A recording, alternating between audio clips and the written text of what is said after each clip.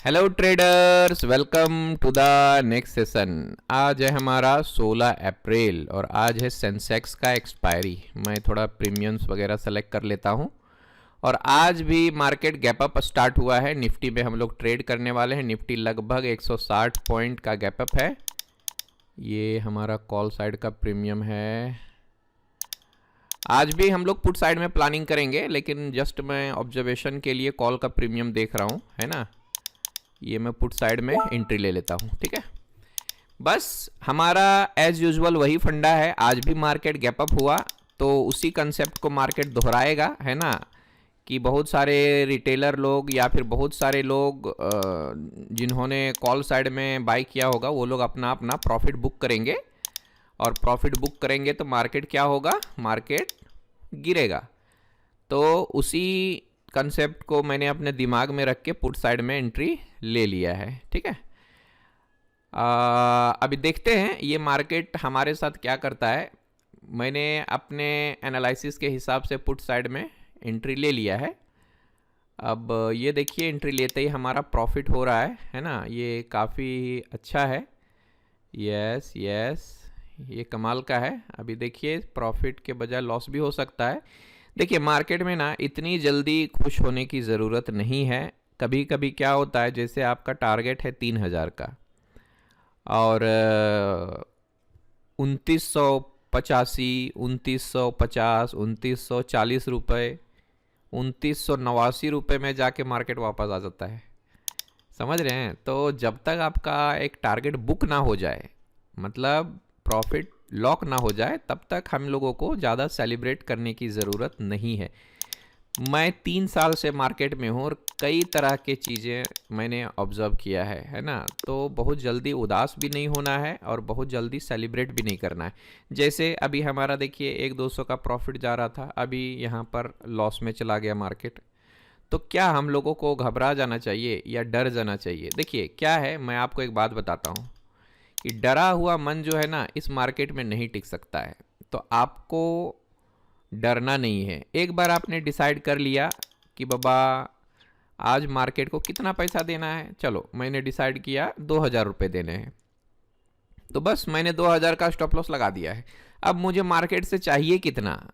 Usually मैं 3000 लेता हूँ, वो भी मैंने लगा दिया। 3-3.5 का मैंने टारगेट भी लगा दिया। तो अब हमें उछल कूद नहीं करना है, बस लॉस हो या प्रॉफिट हो। अभी देखिए हमारा लॉस बढ़ के 700-800 रुपये के आसपास चला गया है। तो क्या हम लोगों को डर के निकल जाना चाहिए?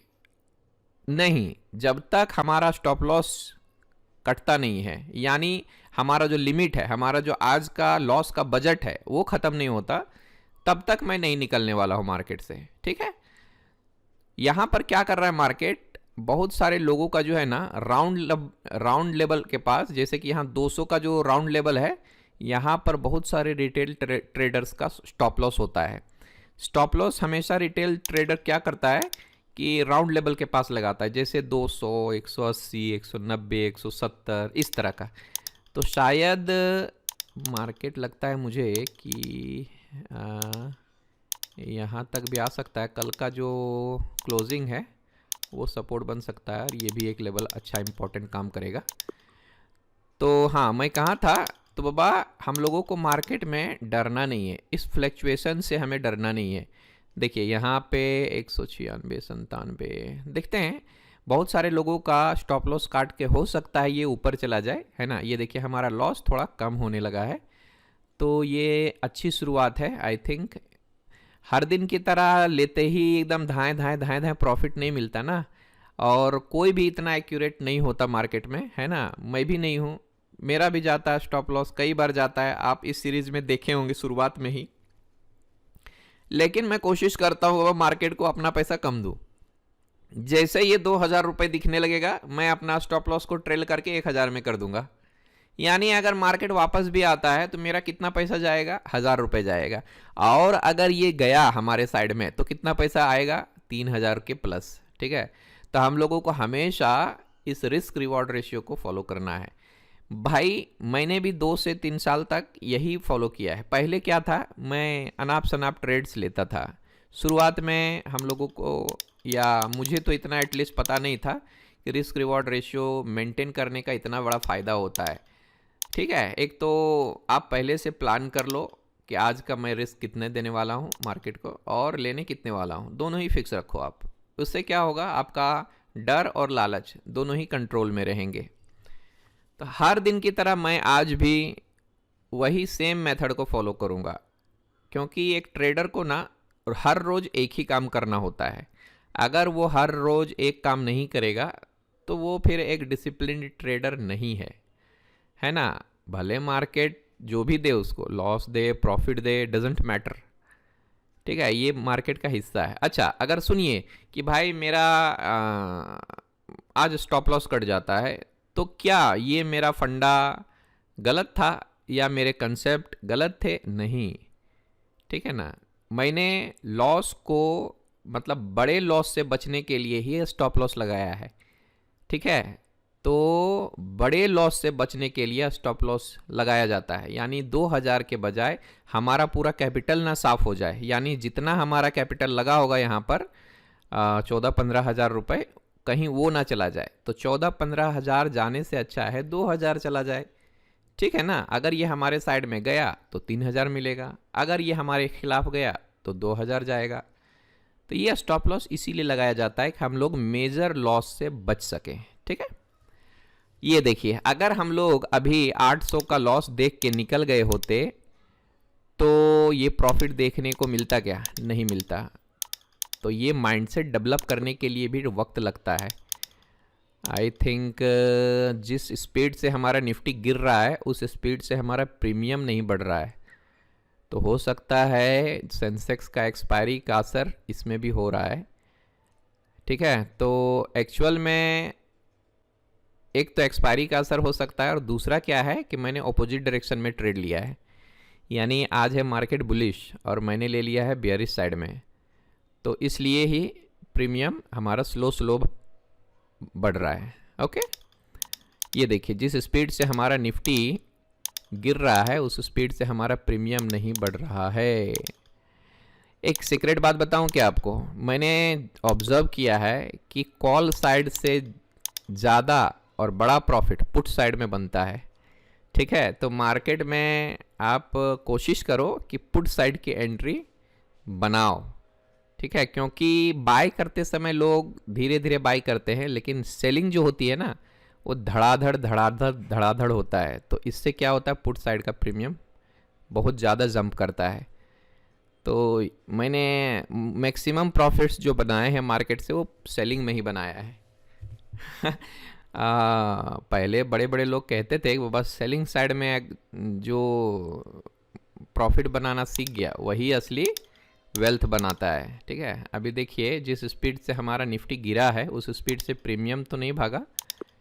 देखते हैं, आज 3500 भी नहीं रख सकता मैं 3000 दिखाया कि निकल लूँगा। ठीक है, तो 3000 का ही हमारा आज का टारगेट है। अगर छलांग मारेगा तो 3500 भी टच करेगा, लेकिन मेरा टारगेट आज 3000 का है, क्योंकि मैं अपोजिट डायरेक्शन में बैठा हूँ, है ना। और अपोजिट डायरेक्शन में दिख रहा है प्रीमियम हमारा उस स्पीड से भाग नहीं रहा है। जिस स्पीड से निफ्टी गिर रहा है उस स्पीड से हमारा प्रीमियम भाग ही नहीं रहा है। तो ऐसे हालत में हम क्या कर सकते हैं, देखिए ये देखिए हमारा 1100, 1200, 1300, 1400 के आसपास, नहीं 1200 ही। चलो मैं अपना थोड़ा सा 500 रुपये ट्रेल कर लेता हूँ। ये देखिए 500 रुपये मैंने ट्रेल कर लिया है। क्यों कर लिया, क्योंकि 1000 के ऊपर चला गया तो मैं उसका 50% स्टॉप लॉस को ट्रेल कर लेता हूँ। ठीक है, ये एक कमाल का मेथड है, आप इसको फॉलो करके देखेंगे ना, मुझे दुआएं देंगे आप कि सर ने क्या चीज़ बताई है यार, है ना। और इसको आप बाद में बदलना नहीं है स्टॉप लॉस को। ऐसा नहीं कि बाबा आपने स्टॉप लॉस कम कर लिया फिर टाइम टू टाइम उसको बढ़ा दें, ऐसा नहीं करना है। स्टॉप लॉस को कम करो और कम करो और कम करो, कोई बात नहीं। ठीक है, ये देखिए मैंने और भी कम कर लिया, 1000 रुपये के आसपास मैंने लगा दिया। ये देखिए हमारा 2300, 2400। ये देखिए अब यहाँ पर थोड़ा सा रुकेगा मार्केट, क्योंकि ऊपर में एक रेसिस्टेंस है, लेकिन ये यहाँ तक तो आने का चांसेस है आई थिंक। एक और कैंडल अच्छा बन जाए तो फिर हमारा टारगेट हिट हो जाएगा। ये देखिए 23, 22, ये देखो ये सब जो है ना, ये सब आदमी को परेशान करता है।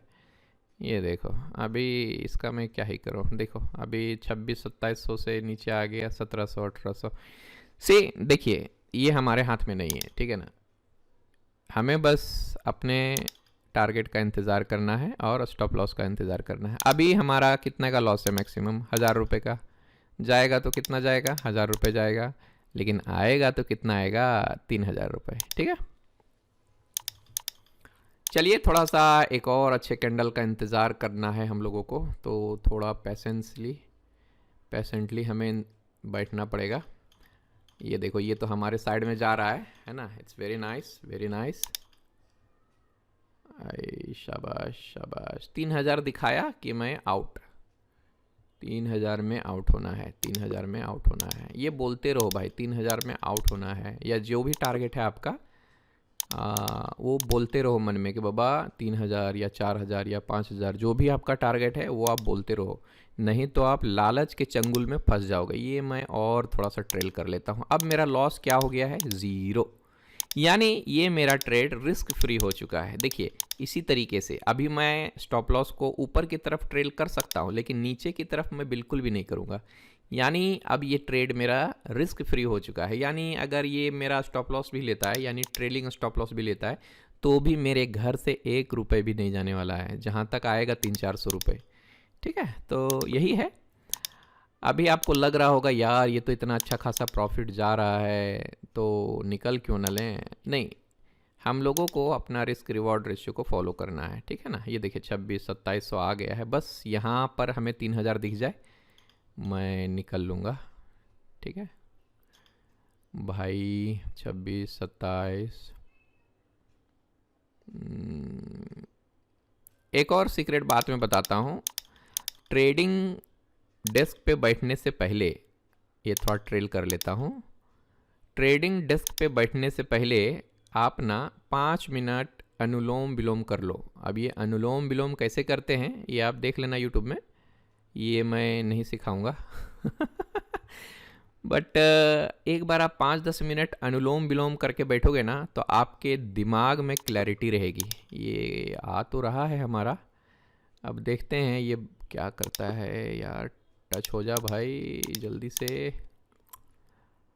बस ये 3000 रुपये दिखाया कि मैं आउट होने वाला हूँ, दिखा दे भाई, 27, 28, 29, 30, ओके ओके, निकल लेता हूँ, हाँ बस ख़त्म। ये देखिए 3000 के आसपास मैंने बुक किया था, लेकिन हमारा जो बुक हुआ है 2900 रुपये में बुक हुआ है, और देखते हैं अब यहाँ टच करता है क्या। ठीक है कोई बात नहीं, मैंने 3100 में बुक किया था, लेकिन ये बुक होते होते 2900 रह गया। अब देखो ये रहा डिटेल्स। आई होप ये ट्रेड आपको समझ में आया होगा।